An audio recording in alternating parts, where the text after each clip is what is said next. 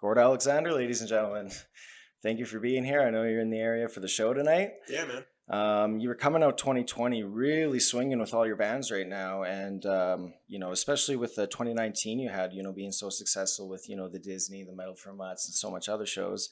I kind of actually just want to start at the very beginning of your drumming career and, when you first got into percussions and maybe even metal playing. Okay. Yeah. Thanks for having me. First and foremost, man, I'm really stoked to be here. Where it all started, I guess music and drums kind of both started almost at the same time for me. I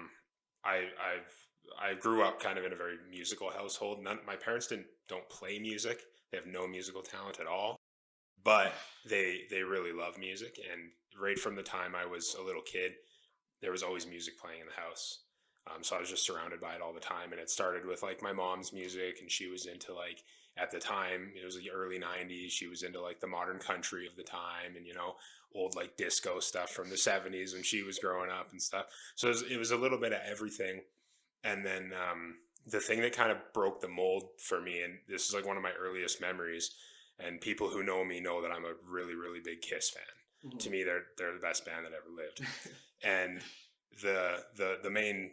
And they're actually the reason I play music altogether, because one of my earliest memories, my dad was reading the newspaper on a Sunday, and this would have probably been 95, 96, that Kiss announced their reunion tour. Mm-hmm. And there was a big full-page kind of spread in the Sunday paper, and he's flipping through the paper, and I saw it, and I saw them adorned in all of their garb and their makeup and everything. And I was just kind of, as a kid, right, I was just, what is that? And my dad goes, "That's Kiss." And he took me over to the CD player, and he threw on just one of their compilation CDs he had kicking around, and Detroit Rock City kicked on. And from that point forward, I was just like infatuated with Kiss. And then that led into like other types of rock music, Alice Cooper. My dad was showing me Ozzy and Sabbath and Maiden and Priest and all that kind of classic stuff. Mm-hmm. So that's kind of where it all started. Somewhere in there, I don't really know what clicked and what the real reason was, but I just wanted to play the drums. I would steal my mom's Tupperware containers and pot lids and bang on them, build drum kits and bang on them with pencils. And then finally they bit the bullet when I was 6 years old, and they bought me my first drum kit. And then, that one thing led to another in terms of how I started drums. And I've never really put the drumsticks down since. And in terms of metal, I mean, it all started with kind of classic hard rock like that. Mm-hmm. Like I said, slowly moving into things like Iron Maiden, Judas Priest, Sabbath, all that kind of stuff. And then I think I was in the 5th or 6th grade when I discovered Metallica. Mm-hmm. And that, like a lot of people, that kind of is what propelled me into heavier stuff. And then becoming obsessed with Metallica and learning their entire back catalog. And it was around that time that Saint Anger was released. And I know that's not the most glorious of record to get started on, but I mean, around that time I was a kid, I didn't know that Ride the Lightning and Master of Puppets existed, right? So to me, Saint Anger was badass, you know what I mean? Mm-hmm. So that's where it started, and then that led into just getting into all the classic stuff: Slayer, Megadeth, Exodus, Testament, all that kind of stuff, and kind of just grew from there. Then started making friends with metalheads at school and getting into the metal scene and learning more about death metal and European style metal and all the different styles that we all know and love. And yeah, it basically just continues to snowball. Did you are you self-taught when it comes to the drums then? Like, No, I took lessons for quite a few years. okay. So I went to an art school. So I have a little bit of classical training on other instruments and theory training. And drums, I did take lessons for 7 or 8 years. And yeah, and I still keep in touch with my old drum teacher to this day, and he's really stoked. He still plays in cover bands and stuff, so it's a lot of fun. But yeah, I took lessons until I had heard from a couple sources, including my drum teacher, that you're at a point where you know all the basics. The foundation is built. The way for you to really start improving is to these lessons are great, and I'd love to take your money, but these lessons aren't really going to propel you as quickly as just going out there and playing. Get on stages, get playing with bands, and so that's basically what I did. And so I've been playing in bands, officially or not so officially, since I was about 12 years old. Oh wow. Yeah. What was your first band? It was a cover band. It was through a program at Axe Music called the Future Warriors, where they just took a group of kids and we all played like a half-hour set at a local venue. And so that was kind of the first time I really played like in a rock band. Actually, Calgary's own Rav was in that band, and he was 15 and I was 12. I don't know if he remembers that. So then coming from like a rock bass and a cover bass, and then like going into your own material now, how much time do you dedicate to maybe like learning other styles of music, even just other material, compared to maybe just writing on your own and working on your own technique? Well, that's kind of changed over the years a lot.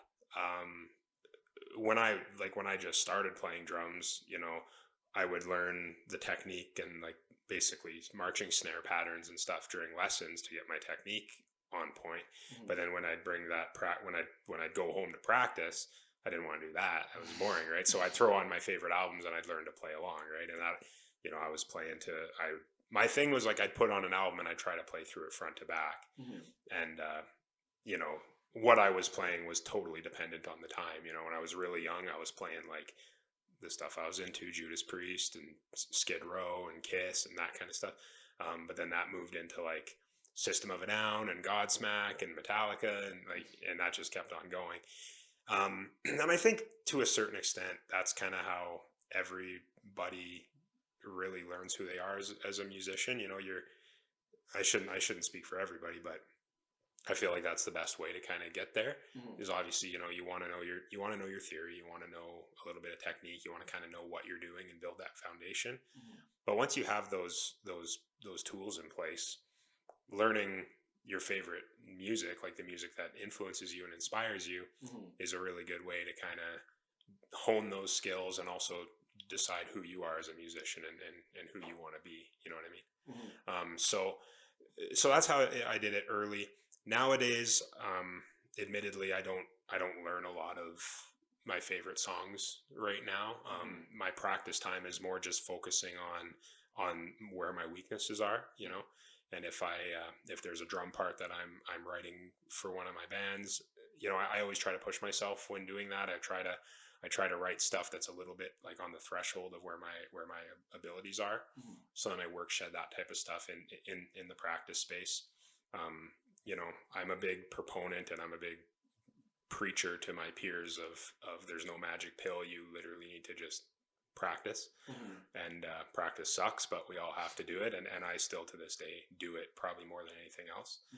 Most of my composition in terms of writing drum parts and whatnot, that usually happens with the band in the room. And depending on the band we're talking about, I mean, everybody does things a little bit differently, and I have to adapt my style and of writing to kind of meet the needs of how the bands do things. How are you able to, take your music career so like serious and professionally to, just make it to big steps to where you are now, while also, having your career and, your other business, with mechanical or yeah, Maximum mechanics. maximum, yeah. Yeah. Um, I guess I just it comes down to I play music because I thoroughly enjoy it. I'm passionate about it.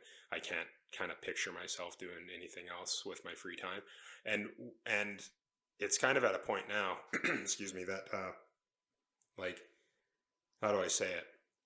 It's just ingrained in me now. Like, I've been doing it so long that I don't really know how to do it any other way, and so it's kind of just like, okay, I wake up on a Wednesday morning. I know it's yeah, I go to my job. I go do the 8 hour work day. I come home. I have a couple hours to kind of eat dinner and lay back and chill a little bit, and then Tides of Kharon comes over and it's time to jam. You know what I mean? So like, it's just as much a part of my routine and my schedule than as any day job would be.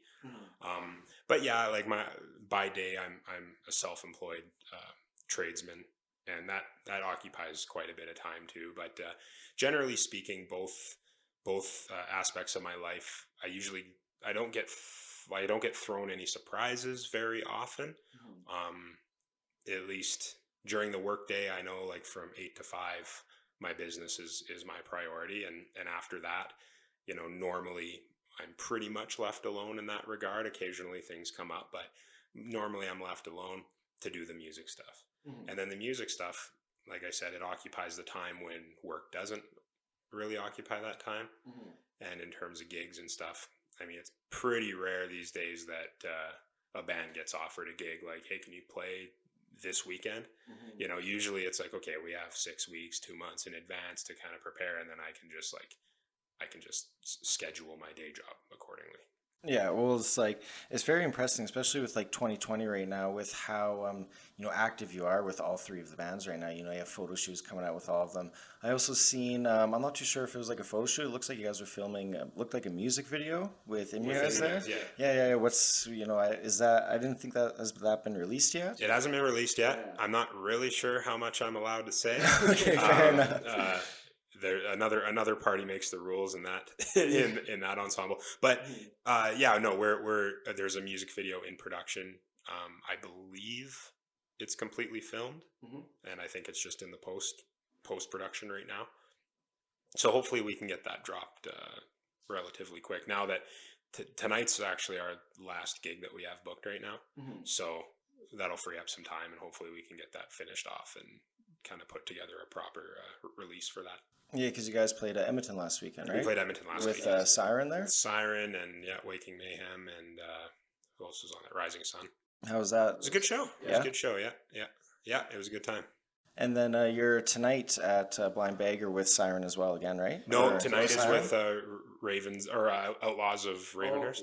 Yeah, and Astral Prophets. Oh, cool. Yeah, so it should be a good time. I've played the Blind Beggar once before.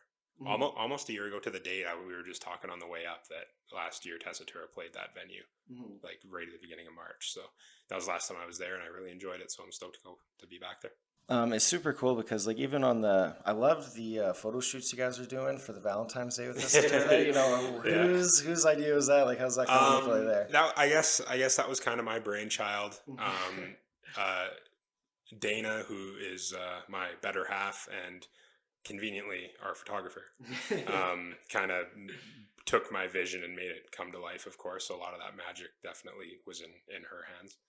But we wanted to do something different. I mean, those who follow Tessitura know that whenever we kind of have a reason to, we generally put something on the merch table that's a little bit unique and kind of specific to what we're doing that day. We always are the first people to do we always try to do like a festival exclusive when we're doing festival shows and stuff of that nature. When we did the Metal for Mutts on year one, we had like dog bandanas on the merch table and stuff. So this year we figured, you know what, it's Valentine's Day. Let's do something fun. Let's do something that's going to, maybe turn some heads a little bit. So, It did. It cracks the smiles for yeah.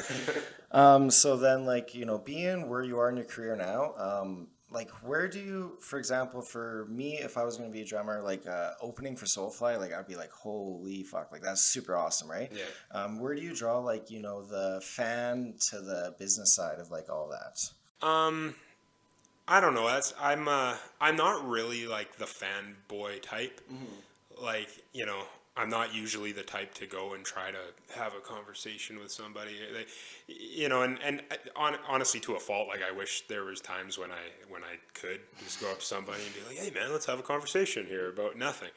But that's not really my thing. So, as much as like there's a lot of adulation in those scenarios, generally I can just admire from afar, and that's fine for me. But then when it comes to opening for someone like Soulfly, or like Tides opened for Children of Bodom last year and stuff, admire that from afar, take in where you are, kind of fanboy on the inside, but on the outside I just try to maintain everything to be as kind of professional as I can. At the end of the day, whether we're playing a big venue with a big band to a sold out crowd, or whether we're playing a bar to 15 people, at the end of the day, I feel like my responsibility is to play the same show regardless. So I kind of just try to react to every situation that way. And like I said, like opening for Soulfly was really cool. I've never been the biggest Soulfly fan, but I was a huge Sepultura fan. Yeah. So when I saw, when I was just there like loading in my drums, and I saw, Max coming up and down the stairs, of course I had to say hi to him and shake his hand and thank him for making a rise. But after I said what I needed to say, I was like, all right, it's time to work now, and let's play a show. Yeah, time to put on the show. Yeah. That's awesome. So like going on like bucket lists then, because like one of your bucket lists I said I seen you completed was a Disney cover band. Yeah, man. How did that become a bucket list? Like... Well, I'm a huge Disney fan. I know a lot of people are very surprised to hear that, but like I have a massive Disney collection, and I'm a huge fan. They're most of my favorite films are Disney classic animations. So there's that aspect of it. Of course, everyone who loves Disney, the music is such a critical part of that. Like it's as important as the stories and the characters and everything else. So I've always, like, since I was a kid, I've always loved Disney and loved the music. And then I don't know, it just popped into my head one day that like it would be a lot of fun to like put a metal twist on some of these songs, right? And it just happened to work out last year that after Loud as Hell, Tessitura was like, we really needed a break. We had been going really, really hard since the release of our last album, and we were all kind of burned out. So after Loud as Hell, Tessitura was taking a couple months to just kind of recollect and get re-inspired, right? Which bands need to do. So I had a little bit of downtime, and as it were, I planned on using that downtime to do nothing. But around the same time, Tyson from Concertworks and the Starlight Room in Edmonton, him and I work a lot together, and I help him with some of the talent buying and show booking and stuff that he does on a local level for his shows. So he reached out to me that they were doing their Halloween show, the Bands as Bands again. And we had I was involved with it the year before with Tides of Kharon when we did an Amonomarth tribute. So he kind of he said, hey, we're doing this again. Do you want to help find some bands? You're more than welcome to put something together yourself or whatever. So I already had an idea for Immunize, so I ended up doing Lamb of God because they'd never done that show before. But then I got to thinking, I'm like, maybe this is an opportunity for me to do this, So I reached, and I kind of, as it would be, I had a list of kind of first people I would ask if this ever came up.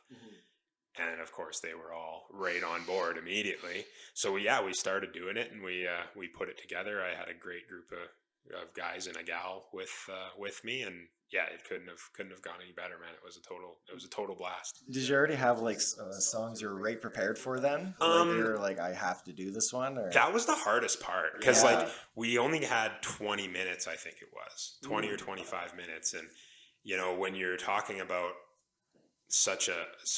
an immense body of work that Disney music, encompasses. Mm-hmm.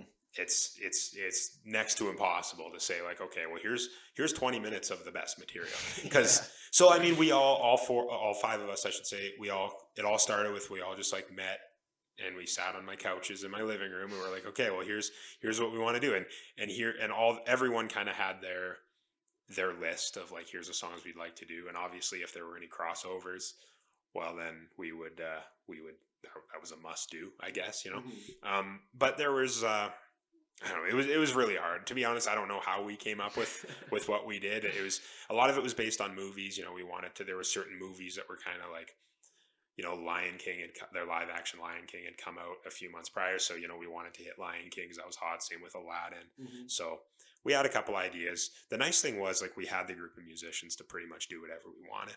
Like, we had female vocals, we had male vocals, we had keyboards, we had everything we needed to basically do anything. Mm-hmm. So the sky was the limit.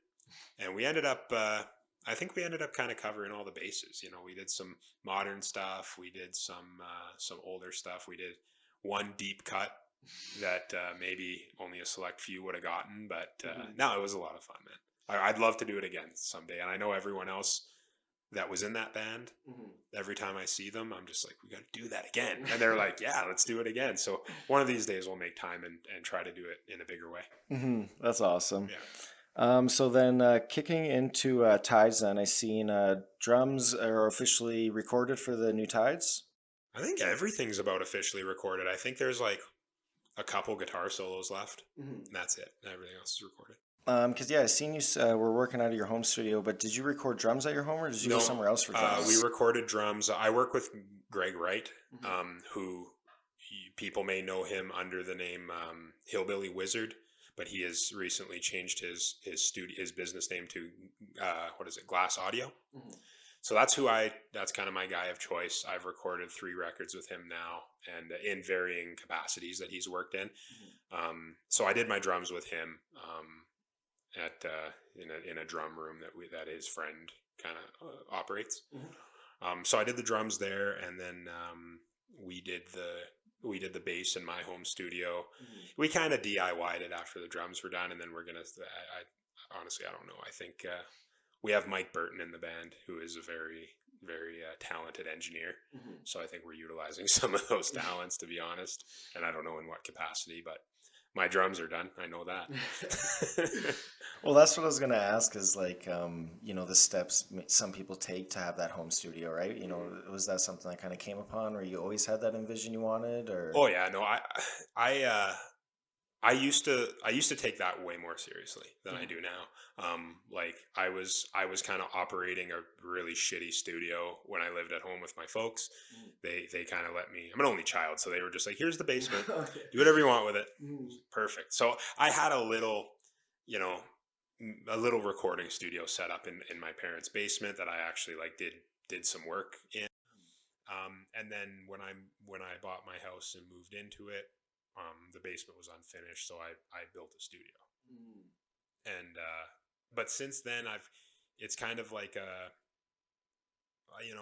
guess I kind of lost my drive to do that type of stuff, and it's just like I have mad respect for the guys that make careers out of that, because it's just a lot of staring at a screen.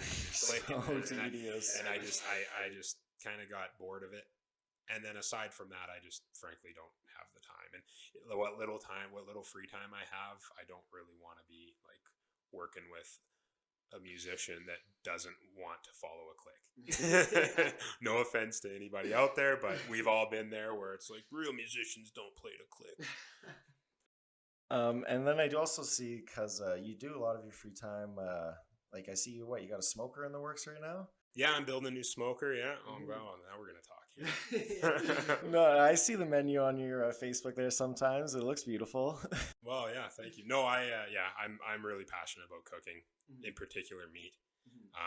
Yeah, it's kind of, it allows me to escape a little bit, because as much as I adore music and it's my passion and I couldn't live without it, everyone who plays music at a serious level, I think everyone could admit that it does feel like a job a lot of the time, so where some people would use their music to escape every day. Sometimes I even need an escape from that, and that's what cooking provides me. Mhm. So yeah, I really try to like at least once or twice a week I try to put together something good, and I have a electric smoker set up in my garage. It's vented and everything, so I can smoke all year round. Mhm. But I'm building a new one now. I own a mechanical company, so I got my hands on an old hot water tank that I stripped it down and cut it up, and I'm making it into a smoker. So hopefully get that thing fired up in the next few weeks. I'm hoping. Are you a hunter then? No, I'm not. You're not. Again, that's another hobby I just don't have the time for right now that I would really like to one day. Mhm. It's just nothing that I've made the time to do yet. But I have a lot of hunter buddies, and I have a lot of outlets to find myself some good quality meat. Yeah. Yeah. Well, that's the only way I would honestly just go hunting is just for the meat, to be honest. Not even for Yeah, anything for sure. else. Sorry, it's just give me Yeah. 400 pounds of fucking moose. Well, that's it, man. That's it. No, I got a freezer full of all sorts of stuff that some of it regrettably is purchased from factory farm grocery stores, but a lot of it is hunted by my buddies, and we got a cattle farm in the family and stuff that hooks us up a lot. So I get it from basically any place I can. So with going back to Tides real quick, because you said you guys are pretty much fully recorded for that. Couple Pretty close. things. Pretty close. So how do you feel about you guys are gonna release another album, right? And we're obviously in a streaming dominated industry right now. Yeah. So what's your opinions? Just on the Spotify streaming, the cons and pros. I mean, I get it. It's a tough situation. It's a tough question to ask because honestly, and this is honest truth, I to this day have never used Spotify. Mm-hmm. Like, I still buy CDs. I have a big old shelf of them in my office, but even me, like, yeah, I buy the physical thing, I throw it on my computer, and then I throw it on the shelf, and now it's a decoration more than anything else, right? Mm-hmm. But I'm a big fan of artwork, and I think there's something of physical copies, Mm-hmm. and I think that's really lost these days.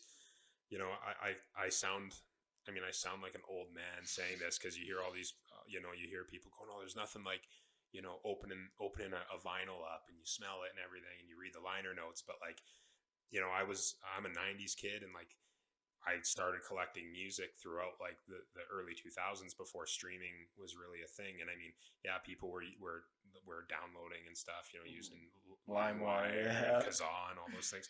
But at the end of the day, I got into music from buying CDs, and to me, when I was at that point in my life, like, it was important to me that I had all that, like, the whole disc. Oh, you're a Metallica fan?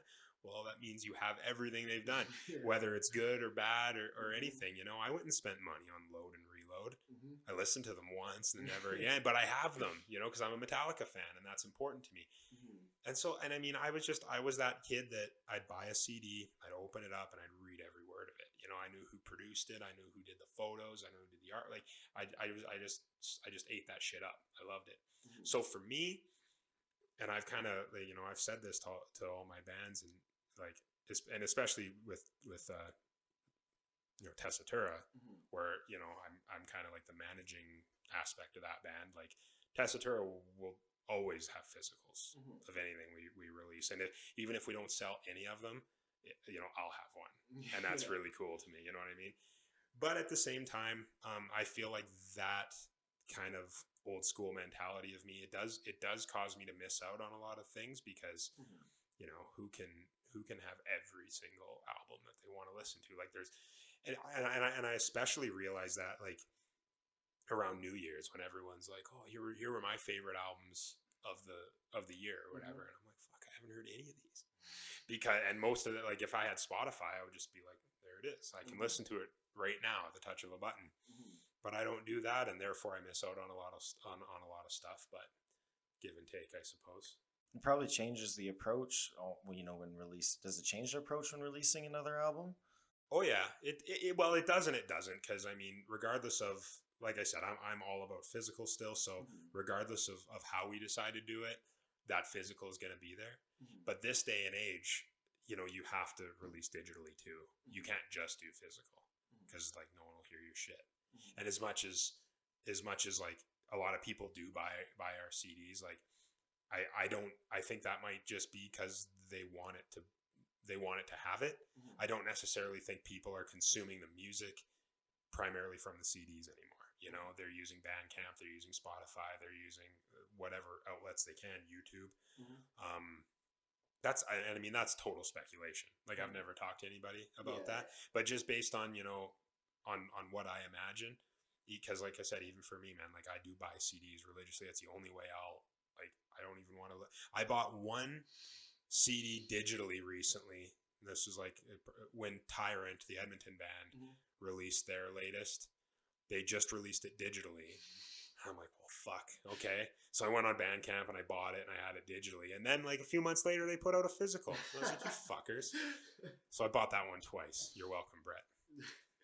Oh, that's funny.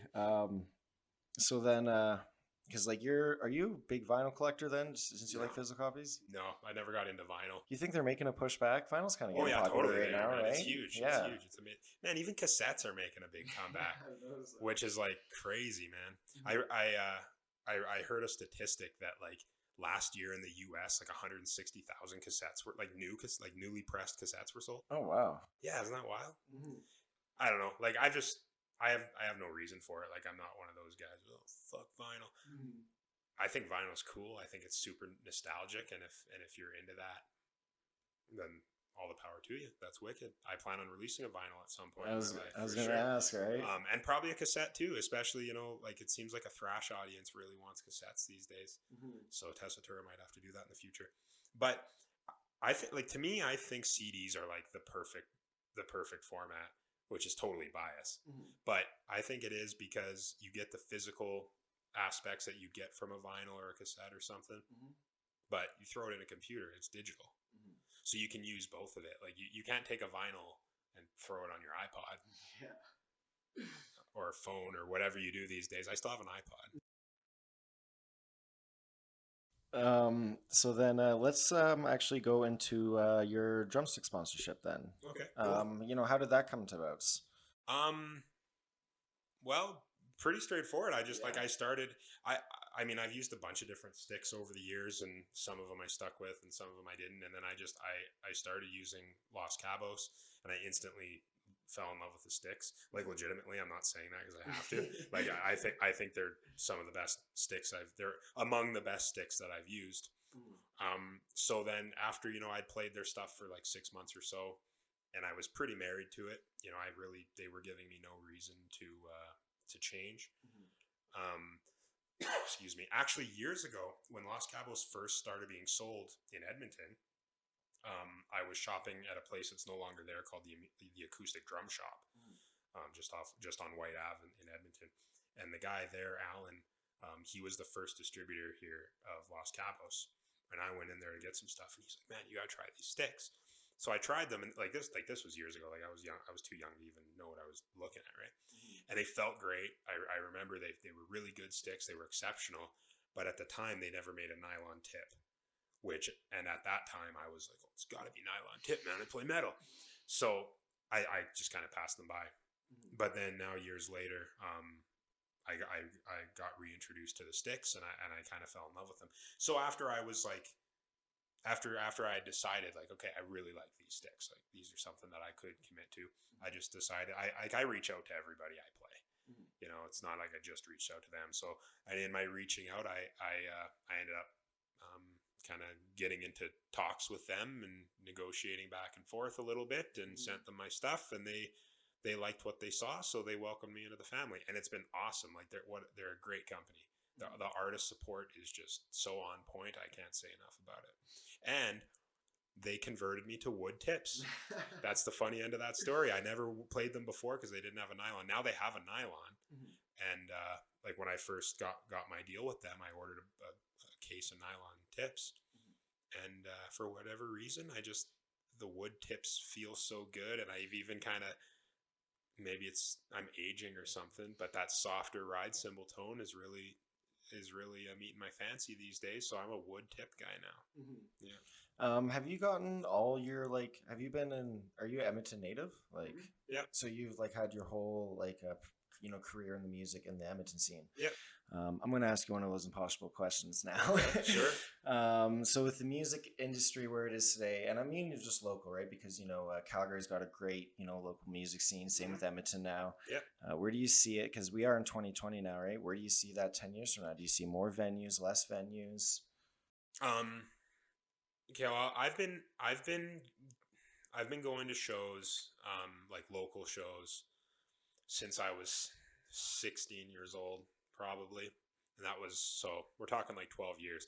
And in that time, I've already seen the cycle a couple times of kind of when it peaks and when it's amazing and when it's kind of shitty.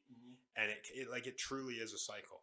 Like I remember when I first started going to shows, you could go to like in Edmonton, there was the Mead Hall, there was B Scene Studios, there was Rendezvous that occasionally a 16-year-old would find their way in there somehow. And you could go to these places and it would just be bumping, man. Like I vividly remember the first local show I went to. Not the local band I saw, because the first local band I saw that, and I didn't even know like local music was really even a thing, was I saw the Order of Chaos open for Godsmack. Oh, cool. Yeah, and it was an early stage of Order.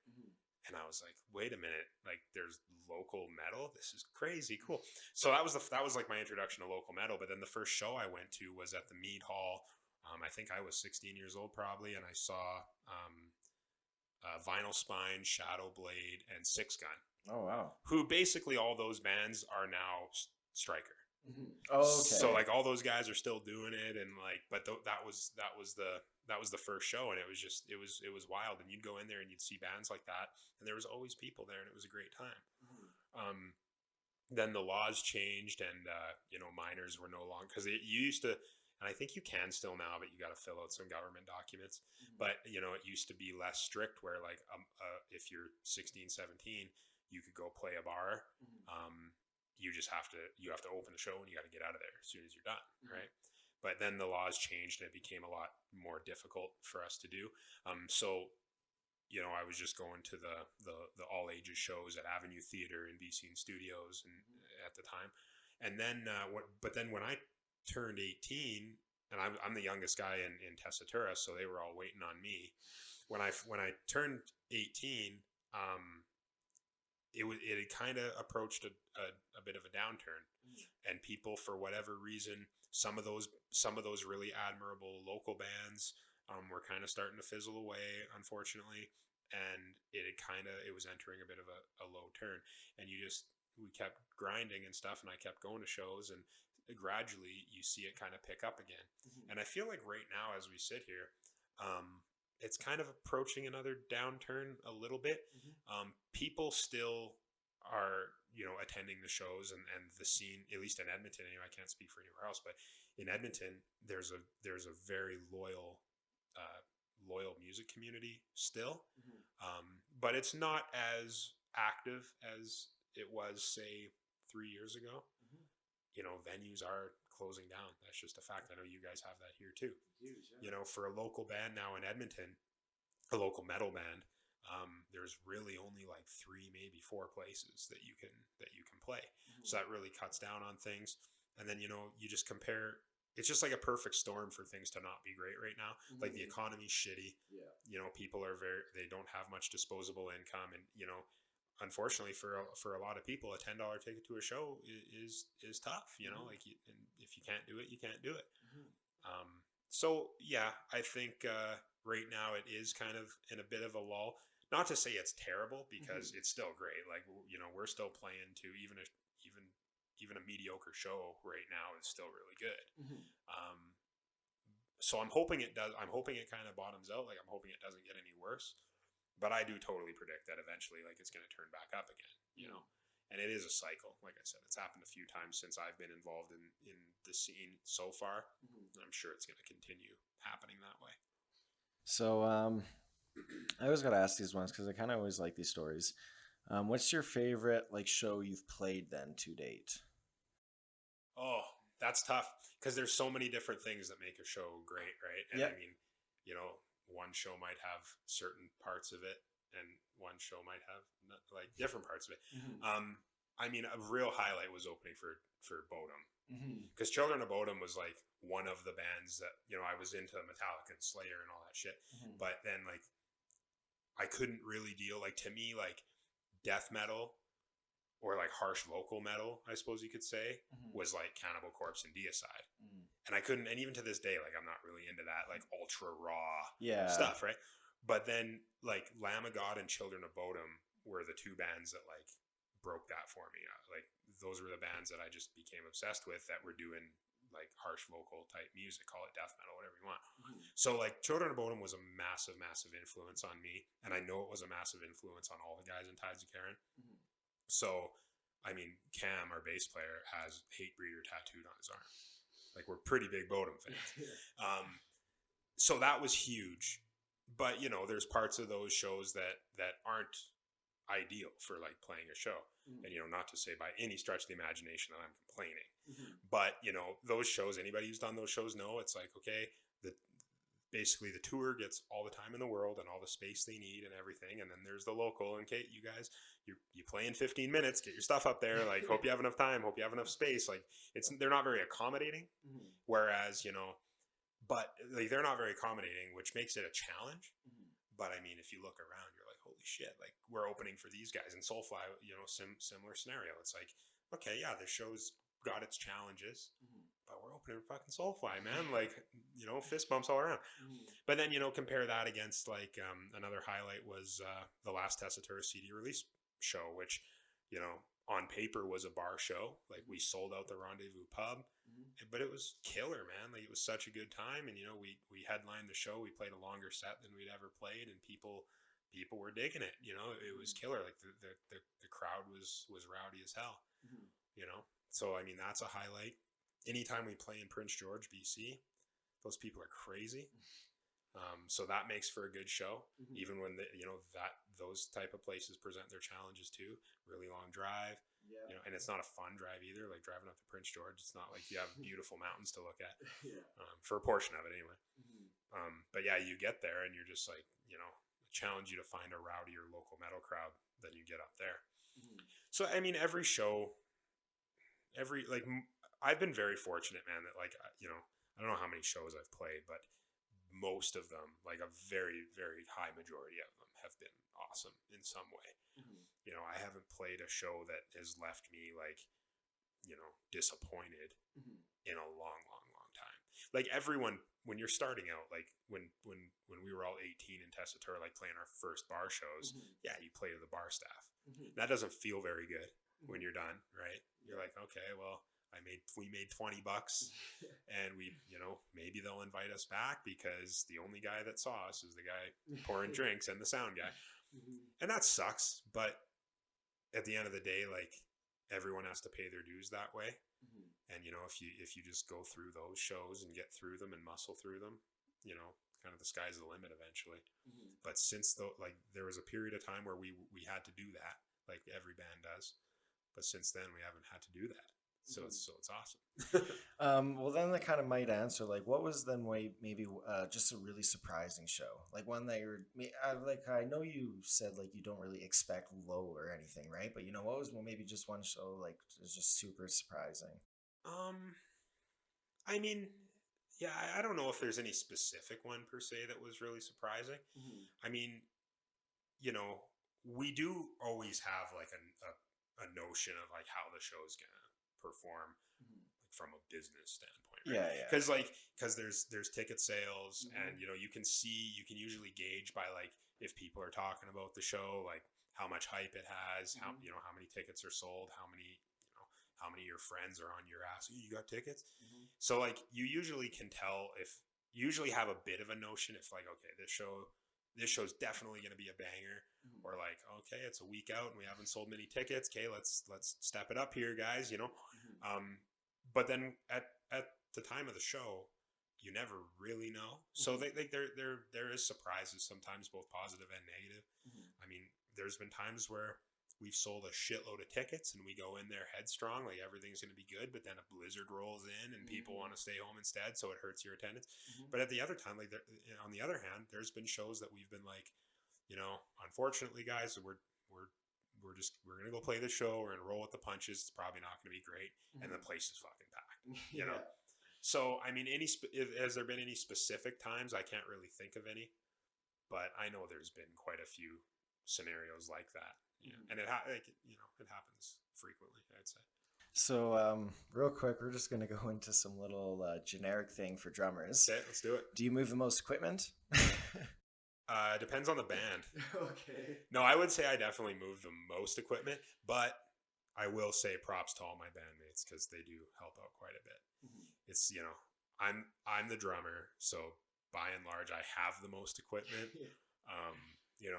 The jam spaces at my house and, our gigging trailers in my backyard. So by and large, like, it's most convenient for me to load gear. But everyone understands that, like, hardware cases are really heavy, and, we use a big 16 unit in-ear rack that's really heavy. So everyone does their part. Everyone helps out. You ever had any moments like it's like you said, I've seen a lot of photo shoot lately, especially like from your better half, especially just like live ones.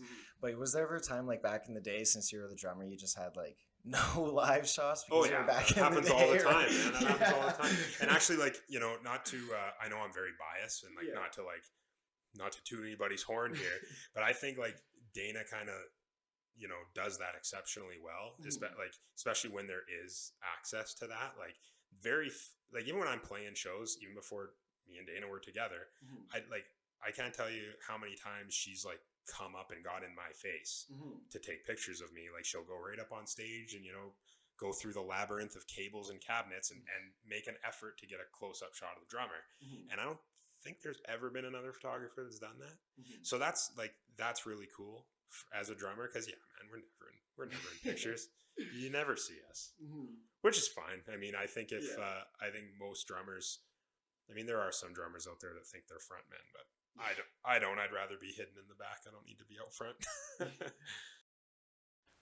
So then, like I said, having such a successful 2019 and with the 2020, what are some, big plans you have for the year bucket list? Obviously, with the Tides release coming up, obviously you're very active in all three bands right now. Yeah. I mean, things I'm looking forward to this year, the Tides release is a big one because it's been admittedly too long since Tides has put out a record. The last one was in 2017, if I'm not mistaken. So it's been 4 years or so, 3-4 years since we've put out anything, and this is actually the first record that I'll be on with Tides. That's one of those things, like, I've been playing with those guys for a little over 3 years now, and they've really become my family, and I truly love that band as if it was my own, and I kind of feel like it is my own sometimes now. And so it'll be really nice to have something, regardless of what the future for Tides holds. I'll have something tangible to remember it by. So I'm really looking forward to that. We'll hopefully see that come out in the summertime, roughly. Sorry, just like, are you guys planning on doing like a Western Canadian tour for the release of that? We don't really know. We want to get it out first and foremost. We have some bigger plans kind of in the fall that I'm not allowed to talk about yet. So we want to kind of get the album out well in advance to kind of prepare for some things that are happening in the fall. So I'm really looking forward to that. Tessitura is in kind of pre-production stages right now for our next release. The song, at least the skeletons of all the songs are written. We just need to kind of workshed everything in the jam space and get into the studio. So I'm really hoping to drop something from Tessitura. At this point, it probably won't be till the spring of next year, but that's definitely on the agenda. And Immunize is just playing gigs, man. Yeah, lots of stuff coming up. I know festivals haven't been announced yet, but there's some festival appearances coming up for the bands, and I'm looking forward to the year. I think this year is going to be a little bit slower than last year, but that's okay. Last year was crazy. So, then coming into why am I crashing right now? I had it. So. Oh yeah, I remember. So then, if you don't mind, then what about a little bit personal 2020 goals then? Outside of the music world. I know you got the smoker you're working on right now. So no, that's the big one that's taken up a lot of my mind. I don't know, man. Like last year was really crazy. Like on a professional level. music was crazy busy. I played a ton of shows last year. All the bands were really like trying to work on something. So there was a lot of that. My business grew quite a bit last year. We worked really hard at that. And that, presented a whole bunch of challenges and stresses and whatnot. And all that stuff continues to go on. But by and large, I think like last year, I didn't really devote any time to myself. I didn't, I basically, everything was work and music. And, had some personal things happen last year that, didn't make anything real easy either. But this year, my goal is just to kind of slow down a bit and take things in stride and try to, that's why like I'm welcoming the fact that like if the bands are writing a record, that means, I'm not on the road every weekend, which means I get to focus and, like simple shit, man. Like the simple things in life that you take for granted, like, being able to, to be able to sit in my backyard and smoke a cigar and read a book, things that I didn't do last year just because I was fucking running all the time, So this year I'm looking forward to it. That smoker's a big part of it, man, because, I'm accustomed, anybody who's into barbecue at all knows like I kind of cheat using an electric smoker most of the time. This one's just old school burning wood. So you can't just light a fire and then go shopping and come home when it's done. I got to sit there and watch it all day. So I plan on wasting a lot of weekends this year with that. So then, what social media are you most active on? Like, where can everyone follow you? We're obviously going to link everything in the description, all Okay, bands cool, page and everything, cool. but just Me personally, I'd say I'm most active on Instagram. I have a Facebook page as well, Gord Alexander Drummer. That my Facebook and Instagram are linked together. But yeah, I'd say for my own personal stuff, Instagram is where I'm most active. Tessitura, I would say probably the same, and Tides and Immunize, I'd say they use Facebook more so than Instagram. okay. Yeah. Really then to I'm going to ask you just one last super hard question. All right, here we go. 2020 right now. I'm going to, I kind of like to embrace the whole decade thing. I don't care. I'm an Oilers fan, right? 2020, give me a new decade. Sure. So 10 years from now, where's Gord? Oh. I know, I told you. What are some, long-term goals? Well, I would say 10 years from now, I'm not living in the city anymore. I'm living on an acreage somewhere. Got a nice outdoor canopy with all my smokers. Got a nice, heated greenhouse. I can live off the land as much as possible. Got a shop out back where the jam space is. All the bands have to painstakingly drive out of the city to come rehearse. That's basically my main goal. Hopefully I don't doubt I'll still be playing in bands, man. That's kind of what I'm about. It's kind of where I am. It's kind of who I am. Now, if there's one thing the last few years of my life have taught me, it's that, planning for the future is foolish and there's no point, lots of things can change anytime. I'd love to say in 10 years, I'm still playing in the 3 bands I'm playing in now, but who knows what could happen, right? Yeah. But I think I'll definitely still be very committed to playing music in some way, shape, or form. Who knows? 10 years is a long time. I'll be pushing 40 at that point. Who knows where I'll be, man? It's always it's a pipe dream of mine to, play in a cover band, which sounds so silly and sounds so simple, but it really is, man. Like playing all this extreme metal all the time is awesome. Don't get me wrong, but there's some days I just want to play some Steve Miller songs, So maybe I'll be doing that in 10 years. Then real quick, because I know it's the 6th right now. You're playing Calgary tonight. Yeah. People probably won't be listening to this till like the 21st. Okay. Do you have any shows past the 21st plan that you want to maybe promote or? Nothing I can talk about right now. Yeah. I know people won't hear about Tides is playing Edmonton tomorrow. Like I said, watch for all those festival announcements. You'll see some of my bands on there without divulging too much. There's some things coming up in the fall that are going to be a lot of fun. And yeah, keep your eyes peeled on follow Tides of Kharon specifically right now, because that album's coming out soon and hopefully people get stoked on it. Awesome. Seriously, Gord, I appreciate you taking the time out of your busy day to come here and talk about No, everything thank you, today. I man. appreciate it. We're going to link everything in the description. Everyone go follow. And thanks again, Gord. Thanks so much, dude. Appreciate it.